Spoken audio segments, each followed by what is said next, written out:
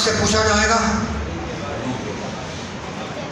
کان سے پوچھا جائے گا, دل و دماغ سے پوچھا جائے گا, آنکھ سے سوال ہوگا, کان سے سوال ہوگا اور دل و دماغ سے. عجیب بات ہے, ہدایت کو حاصل کرنے کے یہی 3 ذریعے ہیں. آنکھ سے دیکھ کر ہدایت کو حاصل کرو, کان سے سن کر ہدایت کو حاصل کرو, اور دل و دماغ سے غور و فکر کر کے ہدایت کو حاصل کرو. چوتھا کوئی طریقہ ہوگا آپ مجھے بتا دیجیے. ابو طالب صاحب کچھ ذہن میں ہے تو بتائیے, ڈسکس کر لیں گے. علم کو حاصل کرنے کے, بیٹا علم کو حاصل کرنے کے, علم کو حاصل کرنے کے 3 ذریعے ہیں. آنکھ سے دیکھ کر ہدایت لو, علم لو. کان سے سن کر ہدایت لو, علم لو. دل و دماغ سے غور و فکر کر کے ہدایت لو, علم لو, ہے نا. اچھا, اب رسول کون ہے؟ سورہ توبہ 9واں سورہ, هو الذی ارسل رسولہ بالہدی ودین الحق. یہ اللہ وہ ہے جس نے محمد کو رسول ہدایت بنا کے بھیجا. تو رسول کا کام ہے ہدایت کرنا, اور ہدایت کے 3 ہی ذریعے ہیں. آنکھ سے دیکھ کر ہدایت لو, کان سے سن کے ہدایت لو, دل و دماغ سے غور و فکر کر کے ہدایت کرو. تو اب رسول کا کام ہے کہ ان تینوں طاقتوں کی ہدایت کرے, ایسا ہے نہیں. تو اگر رسول آنکھ کی ہدایت کرتے ہیں اور کان کی ہدایت نہ کرے تو قیامت کے دن کان شکایت کرے گا میری ہدایت تو ہوئی. اور اگر رسول کان کی ہدایت کر دے, آنکھ کی ہدایت نہ کرے, تو روز محشر آنکھ شکایت کرے کہ بھائی میری ہدایت نہیں ہوئی. اور اگر رسول آنکھ اور کان کی ہدایت کر دے, دل و دماغ کی ہدایت نہ کرے, اور نہ کروائے, تو قیامت کے روز دل و دماغ شکایت کر دیں گے. اس لیے ضروری ہے رسول پر کہ وہ آنکھوں کی بھی ہدایت کرے, کانوں کی بھی ہدایت کرے, دل و دماغ کی بھی ہدایت کرے. یہی سبب ہے کہ میدان غدیر میں نبی نے علی کو ہاتھ پہ اٹھایا تاکہ آنکھیں دیکھ لے, زبان سے کہا من کنت مولا فہذا علی مولا تاکہ کان سن لے, اور انگلی سے اشارہ کیا تاکہ دل و دماغ غور و فکر کر لے.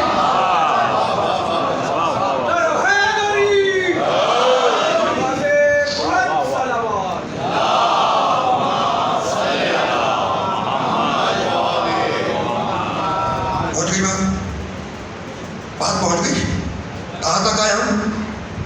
علی ابن ابی طالب تک, ہے نا. اور یہ جس حوالے سے مجلس ہو رہی تھی, منعقد ہو رہی تھی, یہ خمسہ جو چل رہا تھا, تو یہ ایک تقریر کرنا, اس سے پہلے بھی علماء نے پڑھا مولوی حضرات نے, تو وہ جس حوالے سے چل رہی ہے مجھے اس طرف جانا ہے, بہت تو چل رہا ہے, اور ابھی جاؤں گا فوراً, ہے نا. کون ہے علی؟ ولی اللہ. علی کون ہے؟ اللہ کا ولی اللہ. تو علی کسی حد تک, آج کی تقریباً کسی حد تک تو مقام سمجھ میں آیا نا, کسی حد تک, پورا تو کوئی سمجھ ہی نہیں سکتا. مقام علی کو پورا کوئی سمجھ نہیں سکتا. اگر سب سمجھ رہے ہوتے تو میدان خیبر میں خیمے میں لوگ دروازے کی طرف نہ دیکھتے, سلمان آسمان کی طرف نہ دیکھتے.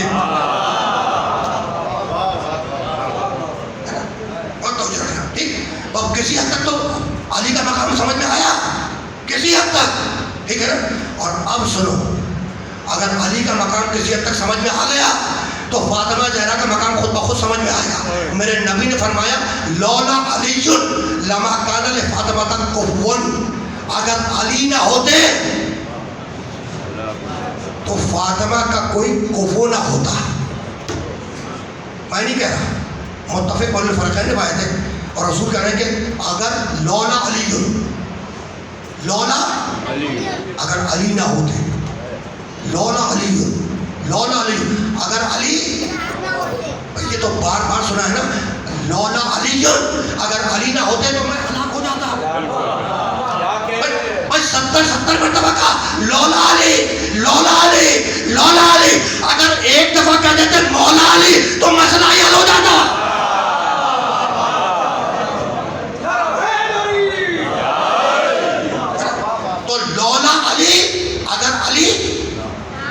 نہ ہوتے تو فاطمہ کا کوئی لما کان لفاطمہ کفون، تو فاطمہ کا کوئی کفو نہیں ہوتا. بیٹا تم نے دونوں نے بڑے جم کے کہا ہے کہ کوئی کفو نہ ہوتا. میرے جملہ پکڑ کے مجھے ریپیٹ کیا، بہت اچھا کیا ہے، یہ اچھی بات ہے. ٹھیک، اب کف یہ ہے کیا؟ ختم. ترجمہ نہیں کروں گا، ترجمہ نہیں کروں گا. والدین نے بچپن میں جو سورہ یاد کرایا ہے نا، اس کی آیت پڑھوں گا. بسم اللہ الرحمن الرحیم. قل هو اللہ احد اللہ الصمد لم یلد ولم یولد ولم یکن لہ.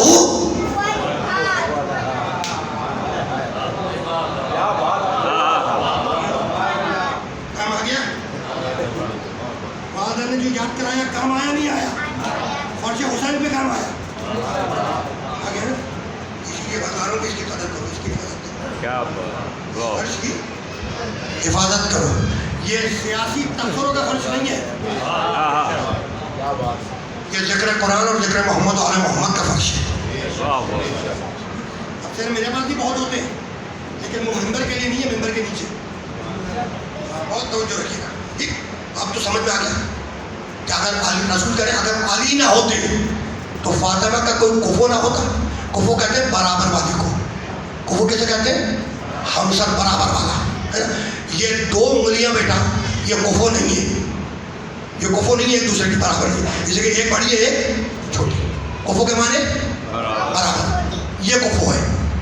یہ کیا ہے؟ یہ کفو برابر ہے نا. تو رسول کہہ رہے ہیں اگر علی نہ ہوتے تو فاطمہ کا کوئی کفو نہ ہوتا. اب آدم ہو جا آدم کے علاوہ، آدم نہ ہو، اب آدم ہو جا آدم کے علاوہ. یہ آدم کا تذکرہ کیوں؟ کہ بھائی یہی بتانا تھا کہ کہیں انسانوں میں کوئی اپنے جیسا نہ سمجھ لے فاطمہ.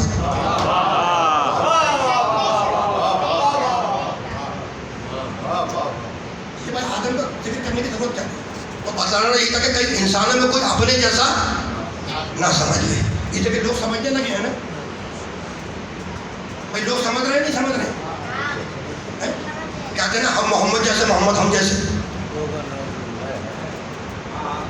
ہم محمد جیسے محمد ہم جیسے. لکھا بھی ہے کتابوں میں، کہتے بھی ہیں بھائی ہم جیسے بشر تھے، ہم محمد رسول اللہ جیسے اور وہ ہم جیسے.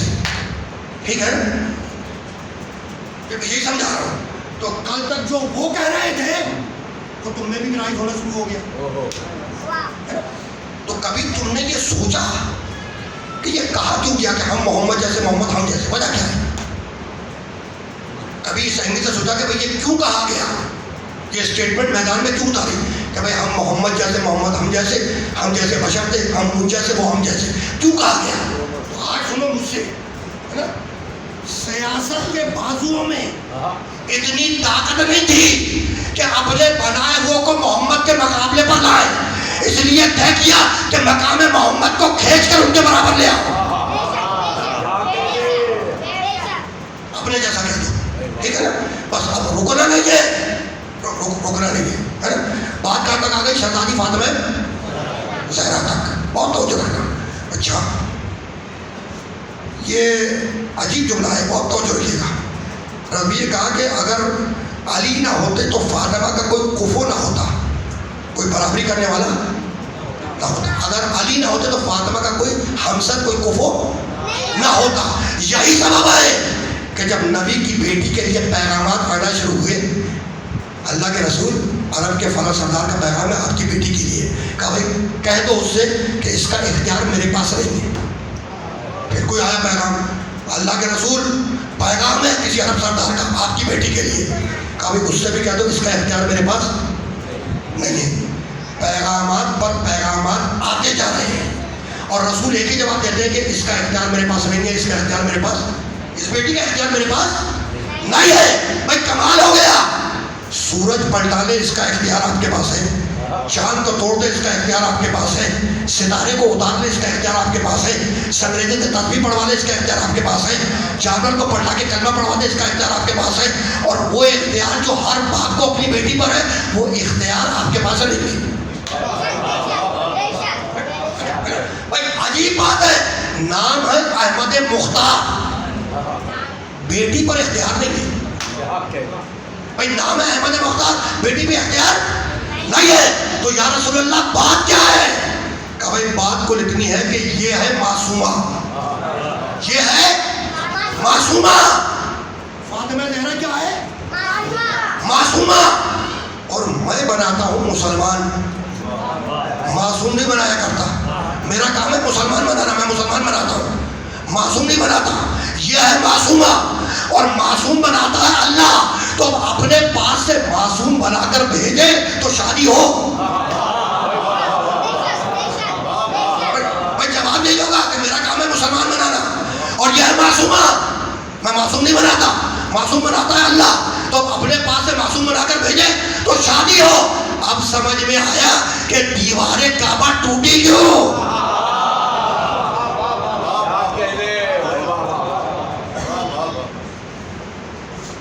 شہزادی فاطمہ کیا ہے؟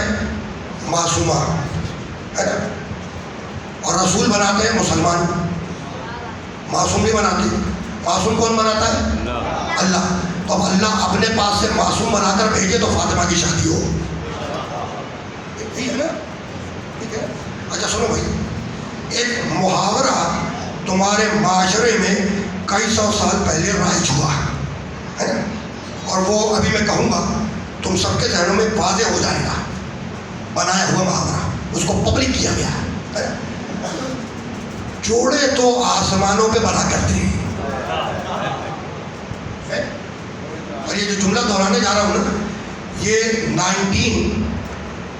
1986 میں میرے والد نے تمہارے شہر کے ایک میدان میں تقریر کرتے ہوئے بہت کثیر مجمع تھا, اس میں یہ جملہ فرمایا تھا. اور اس وقت میں اس مجلس میں موجود تھا. مجھے ابھی پڑھتے پڑھتے یاد آ گیا. اب بعد میں ایڈیٹنگ ہوتی رہے تو ہوتی رہے, میں وہاں سے لے کے پڑھا ہوں. 1986 میں اس مجلس میں موجود تھا. انہوں نے سامعین سے کہا تھا کہ بھائی محاورہ کہا جاتا ہے بار بار کہ جوڑے تو آسمانوں پہ بنا کرتے ہیں. جوڑے تو آسمانوں پہ بنا کرتے ہیں. اس کے بعد کا جملہ کہا تھا کہ اگر جوڑے آسمانوں پہ بنا کرتے تو زمین پہ طلاقیں نہ ہوتی.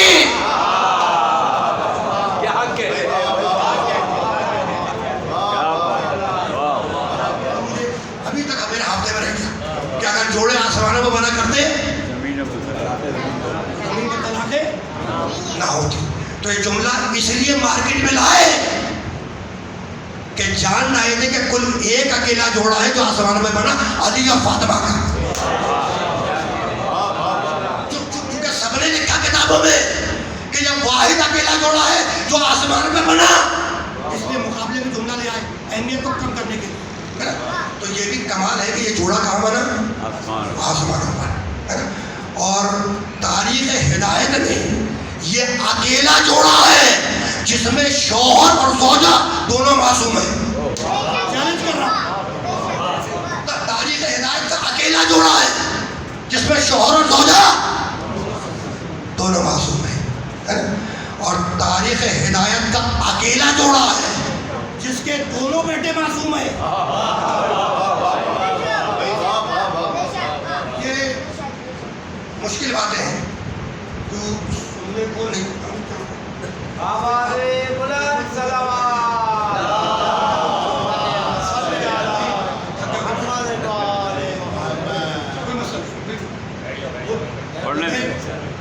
بالکل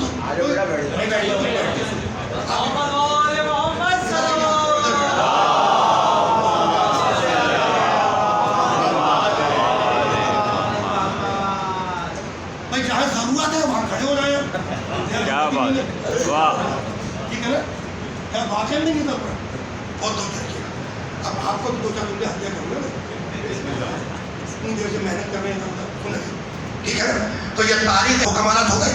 تیسرا سنو گے, تیسرا سنو گے بھائی. ایک آدمی کا نکاح,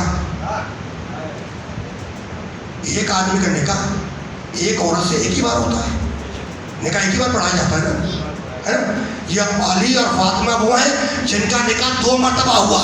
پہلی مرتبہ عرش پر اللہ نے پڑھا, دوسری مرتبہ فرش پر محمد نے پڑھا.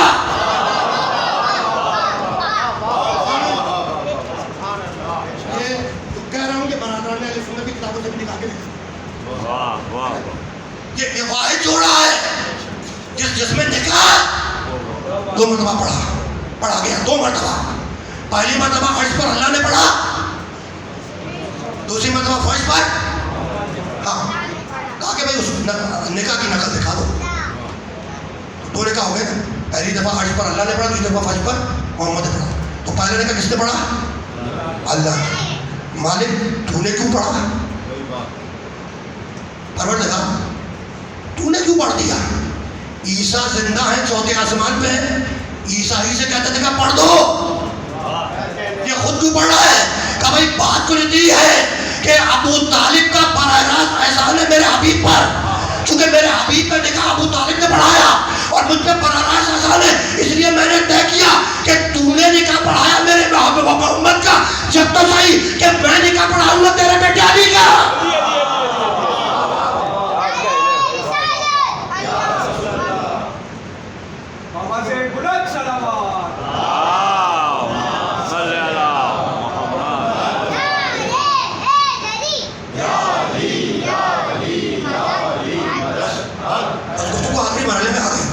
تو رسول کا جواب کہ اس کا اختیار میرے پاس نہیں ہے. ٹھیک ہے, پڑھ کے بات کر رہا ہوں, جو جملے کہہ رہا ہوں نا یہ کتابوں میں پڑھنے کے بعد کہہ رہا ہوں, یعنی یوٹیوب سے فائل ڈاؤن لوڈ کر کے, کلپ ڈاؤن لوڈ کر کے یاد کر کے نہیں آیا ہوں, کتابیں کھول کر چیک کی ہے, پڑھ کے آیا. ٹھیک ہے, اب جاؤ جا کے تاریخ میں دیکھنا, تاریخ میں دیکھنا کہ رسول نے تو سب کو کہا کہ بھائی اختیار نہیں ہے, اس بیٹی کا اختیار نہیں ہے, اس کا اختیار میرے پاس نہیں ہے نا. اس کے بعد وہی تاریخ لکھتی ہے, ایک جگہ پہ نہیں کئی جگہوں پہ, کہ اس کے بعد کچھ لوگ علی کے پاس آئے. کس کے پاس آئے؟ علی کے پاس, اور آ کے کہنے لگے کہ یا علی تم تو ابن ام ہو, ہے نا. لوگ علی کے پاس آئے. اچھا, جو معذرت سن کے سنی ہوگی جنہوں نے, وہی آ گئے علی کے پاس اور آ گیا وہ سنو اور مجھے اجازت دو. ٹھیک ہے نا. ایک لفظ جو شہزادی فاطمہ زہرا کے لیے استعمال ہوتا ہے, کسی اور کے لیے استعمال نہیں ہوتا. وہ لفظ کیا ہے؟ مرکزی دائرہ عصمت. مرکزی دائرہ عصمت. عصمت کا جو سرکل ہے اس کا سینٹر ہے فاطمہ زہرا. یہ سمجھ لیں, بس یہ آخری جملہ ہے, یہ سمجھانا چاہ رہا ہوں. اور میں اس لیے لے آیا ادھر کہ بچوں کو دیکھ لیا میں نے, میرے ذہن میں آ گیا کہ یہ کام کی بات ہے. باتیں تو ساری کام کی ہے, لیکن بچوں کے حوالے سے اور طرح تھا, میں قریب ہو جاؤں گا اس جملے سے. تو فاطمہ زہرا کے لیے ایک جملہ استعمال ہوتا ہے جو کسی اور کے لیے نہیں ہو سکتا تھا. مرکز دائرہ عصمت, عصمت کے سرکل کا دائرہ, عصمت کے سرکل کا سینٹر. مرکز کہتے ہیں سینٹر کو, مرکز کسے کہتے ہیں؟ سینٹر کو. دائرہ کہتے ہیں سرکل کو. تو سرکل کا جو سینٹر ہے, عصمت کا سرکل, اس کا جو سینٹر ہے وہ حضرت فاطمہ ہے. یہ بات پہنچ گئی. ٹھیک. اب بچوں سے پوچھ رہا ہوں کہ بیٹا جیومیٹری میں سرکل بنانا سکھاتے ہیں, سرکل کس چیز سے بناتے ہو؟ پرکار سے. پرکار, ہمارے زمانے میں پرکار کہتے تھے, آج کیا کہتے ہیں؟ کمپاس ایسے. ٹھیک ہے. اچھا, تو اس کی دو ٹانگیں ہوتی ہیں, دو پاؤں ہوتے ہیں, کیسے بناتے ہو ذرا سا بتاؤ. ایک پاؤں اس کا سینٹر پہ رکھتے ہو, دوسرے سے گھما دیتے ہو. ابو طالب صاحب گئے آپ کے پاس ہی جملہ. ٹھیک ہے نا. ایک پاؤں تم نے اس کا پرکار کا سینٹر پہ رکھا, دوسرے سے گھما دیا, سرکل تیار ہو گیا. بیٹا تیار ہو گیا سرکل, ہے نا. اب کیسے پتا چلے کہ سرکل ٹھیک بنا ہے؟ یہ کیسے پتا چلے کہ سرکل جو تم نے بنایا ہے یہ ٹھیک بنایا ہے؟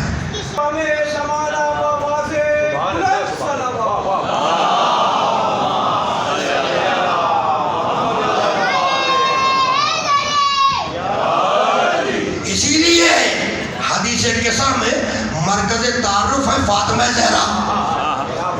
رسول کے ذریعے تعارف نہیں کروایا کہ یہ رسول کی بیٹی ہے, رسول کا داماد ہے, رسول کا چچا داد بھائی ہے, رسول کے نواز ہے. نہیں. مرکز تعارف کون ہے؟ یہ مرکز سمجھ میں آ گیا. جب جبریل نے پوچھا یا رب ومن تحت الکساء, پروردگار یہ چادر کے اندر ہے کون؟ والی کے چادر کے اندر ہے کون؟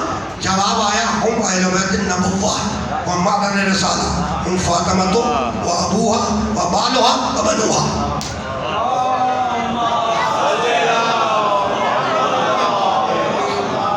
گفتگو تمام ہو گئی، گفتگو تمام ہے نا. یاد ہے نا حدیث کتاب کی ڈیٹیلس میں نہیں جب مقبول یہ جملہ کیا کر رہا ہوں، بات مکمل ہو گئی. ٹھیک. اچھا جبریل آج تدیر لے کے آسمان سے چلا زمین کی طرف، فرش عرش سے فرش پر آیا نا. اور اسی حدیث کتاب قصہ کے اندر لکھا ہوا ہے، تاکہ ترجمہ دیکھ رہا ہوں. چادر کے باہر کھڑے ہو کر کہنے لگا کہ اللہ کے رسول اجازت ہے، آتا تم نے لی اجازت ہے کہ میں چھتا بن کر چادر میں آ جاؤں.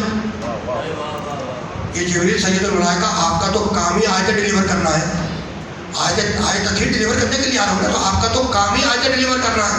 تو جب سورہ علق کی ابتدائی 5 آیتیں پہلی وحی میں غار میں ڈیلیور کرنے آئے تھے، تو غار کے باہر کھڑے ہو کر رسول سے اجازت لی تھی؟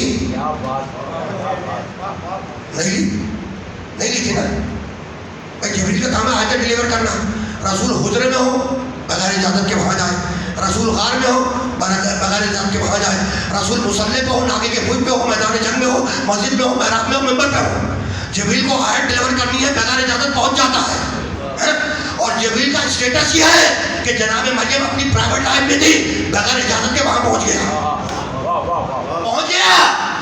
رسول ام المومنین کے حجرے میں ہے، بغیر اجازت کے وہاں پہنچ گیا. اور اب آیت تطہیر کا نزول ہونا ہے، چادر کے باہر کھڑے ہو کر کہہ رہا ہے اجازت ہے کہ میں چادر میں آ جاؤں.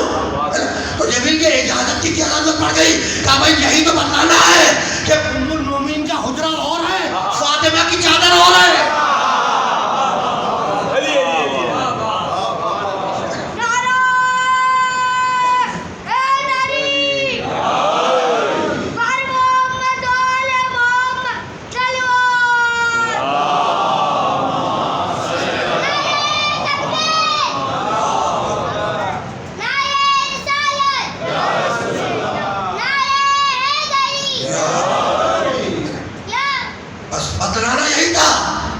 مریم کا حجرہ، ام المومنین کا حجرہ اور فاطمہ کی چادر، اور بغیر اجازت کے چادر کے اندر جا بھی نہیں سکتا. تو یہ اجازت رسول سے نہیں تھی، یہ اجازت اس بی بی سے تھی جس کی چادر میں آیت نازل ہونے والی. گفتگو تمام ہو گئی، گفتگو تمام ہو گئی ہے نا. اور اسی حدیث کے سامنے جملہ ہے علمو یا ملائکتی و یا سکان السماوات، سنو میرے فرشتوں سنو، اور سنو میرے آسمانوں میں رہنے والا سنو. کیا سنو؟ انی ما خلقت السماوات مبنیۃ ولا ارضا مدیۃ ولا قمرا منیرا ولا شمسا موضیۃ ولا فلکا یدور ولا بحرا یجری ولا فلکا یسری الا فی محبت هؤلاء الخمسۃ الذین هم تحت العرش. میں نے پوری کائنات بنائی ان 5 کی محبت میں. کس سے کہہ رہا ہے؟ کن کو سنا رہا ہے؟ علم سنو جانو، علم سنو جانو. کن سے کہہ رہا ہے؟ یا ملائکتی و یا سکان السماوات. ٹھیک ہے نا. تو یہ جو اللہ نے بات کی کہ سنو میرے فرشتوں سنو، سنو میرے آسمانوں میں رہنے والا سنو، کہ میں نے پوری کائنات بنائی 5 کی محبت میں. یہ جو مخاطب کیا فرشتوں سے بات کی، آسمانوں میں رہنے والوں سے بات کی، یہ اللہ نے عرش پہ کی یا فرش پر؟ کہاں کی؟ عرش پر. بات ختم ہو گئی. اس واقعے کی براہ راست راویہ کون ہے؟ ہم تک تو جابر ابن عبداللہ انصاری رضی اللہ تعالیٰ عنہ سے پہنچی ہے نا. براہ راست واقعہ کون بیان کر رہی ہے؟ نبی کی بیٹی فاطمہ زہرا. براہ راست وہ راویہ ہیں، وہ بیان کر رہی ہے یہ واقعہ، وہ براہ راست بیان کر رہی ہے کہ اللہ نے کہا علم یا ملائکتی سنو میرے فرشتوں سنو، سنو میرے آسمانوں میں رہنے والوں سنو. ٹھیک. تو جو اللہ نے آسمانوں میں رہنے والوں سے فرشتوں سے بات کی، یہ بات کی عرش پر ہے نا. اور روایت کرنے والی فاطمہ ہے فرش پر. تو اب سمجھ میں آیا کہ فاطمہ اس بی بی کا نام ہے جو فرش پر بیٹھ کر عرش کی باتیں سنتی ہے. بس گفتگو اس مرحلے پر اختتام پذیر ہو گئی، اس سے زیادہ کچھ عرض نہیں کرنا. یہ وہ بیٹی ہے کہ جب آتی تو رسول تعظیم میں اٹھ کر کھڑے ہو جاتے ہیں. یہ تو سب نے دیکھا ہے. علماء اسلام نے اس روایت کو نقل کیا ہے، برادران اہل سنت نے بھی نقل کیا ہے، برادران اہل تشیع نے بھی نقل کیا ہے کہ جاءت فاطمہ قام رسول اللہ، جب بھی فاطمہ زہرا نبی کی بیٹی آتی قام رسول اللہ، رسول اٹھ کر کھڑے ہو جاتے. فاطمہ زہرا اپنی مسلک چھوڑ دیتی. اور یہ گھر کے واقعہ نہیں ہے، گھر کا واقعہ نہیں ہے، مسجد کا بھی ہے. مسجد کا ہے، جبھی تو ریکارڈ بن گیا، حدیث میں آ گیا ہے نا.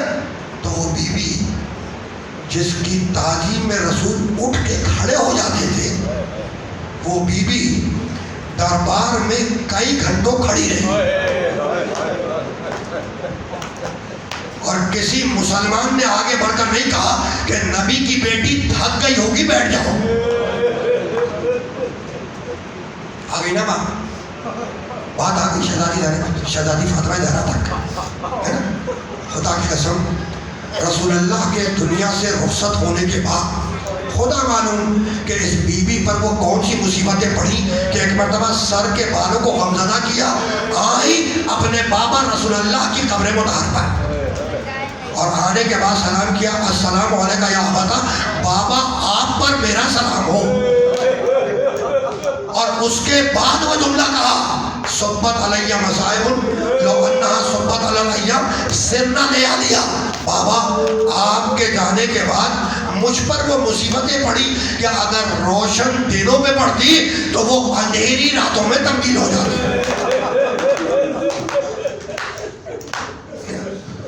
بس آپ کی آوازیں بلند ہو گئی، آوازیں بلند ہو گئی. مجھے چند جملے مصائب کے ہدیہ کرنے ہیں، واقعات زیادہ تفصیلی بیان نہیں کروں گا. مجھے بتلاؤ تو کہ شہزادی فاطمہ کی سب سے بڑی مصیبت تھی کیا؟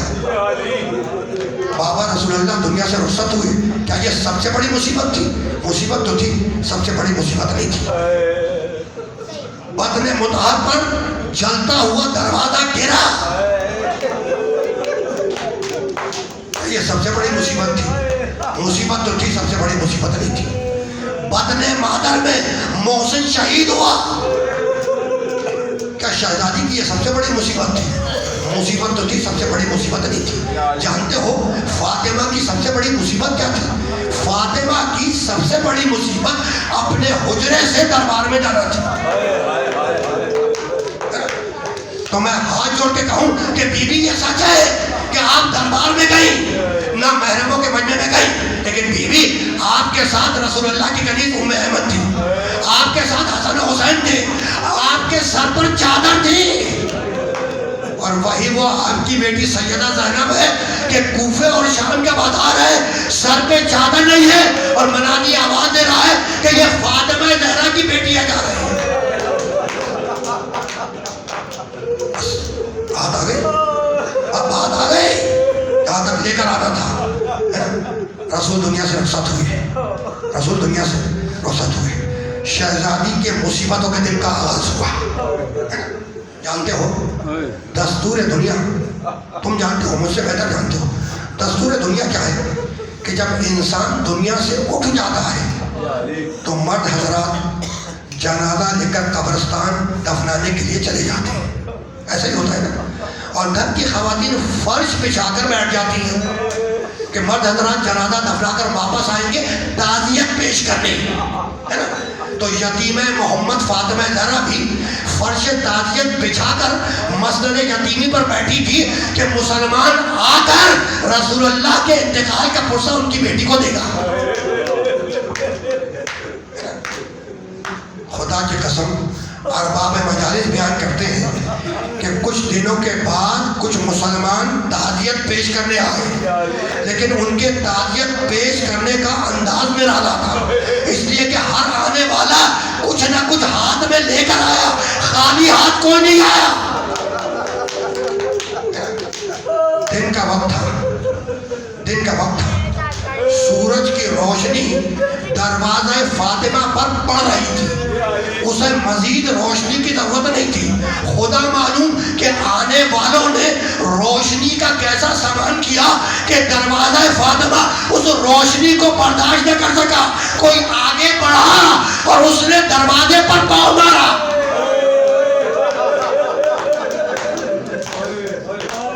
میں مقتل سے باہر روایتیں نہیں پڑھتا، جو کتابوں میں لکھا ہے اتنا ہی پڑھتا ہے نا. ارباب مجالس کہتے ہیں، سنو جملہ سنو، ارباب مجالس کہتے ہیں کہ جب فاطمہ زہرا مسند یتیمی سے اٹھ کر تعزیت وصول کرنے دروازے کی طرف جا رہی تھی تو سر کے بال سیاہ تھے، کالے تھے. جب مسلمانوں سے تعزیت وصول کر لی تو شہزادی کے سر کے بال سفید ہو گئے. جب فاطمہ تعزیت وصول کرنے دروازے کی طرف جا رہی تھی تو کمر سیدھی تھی. جب مسلمانوں نے تعزیت پیش کر دی تو کمر جھک گئی. اجرکم اللہ. مقتل لکھتا ہے مقتل لکھتا ہے کہ جب شور و غل بلند ہوا تو شہزادی نے پکار کے کہا بابا آپ پر میرا سلام ہو اور بابا دیکھیں. یہ جملہ کہا اور اس کے بعد پکار کے کہا کہ تمہیں نہیں معلوم کہ میں نبی کی بیٹی ہوں. یہ وہی دروازہ ہے جس دروازے پہ رسول کھڑے ہو کر سلام کیا کرتے تھے. تو شہزادی دروازے کے پیچھے ہے. اس کے بعد مقتل لکھتا ہے کہ کسی ظالم نے دروازے پر پاؤں مارا. وہ دروازہ جلتا ہوا شہزادی پر گرا اور فاطمہ دیوار اور دروازے کے درمیان پس گئی. اجرکم اللہ. میں پھر کہہ رہا ہوں کہ میں مقتل سے باہر روایت نہیں بیان کرتا. راوی کہتا ہے کہ جلتا ہوا دروازہ بدن فاطمہ پر گرا. اس میں لوہے کی میخ لگی تھی. وہ بدن میں پیوست ہوئی. آواز دی فضا آ کے مدد کر. ابو الحسن فاطمہ اٹھنے کے قابل نہیں رہی. یا فضا خزینی فضا آ اور آگے مجھے سنبھال. یا ابو الحسن فاطمہ اٹھنے کے قابل نہیں رہی. دو جملے. فاطمہ زہرا کے گھر میں جانے اور باہر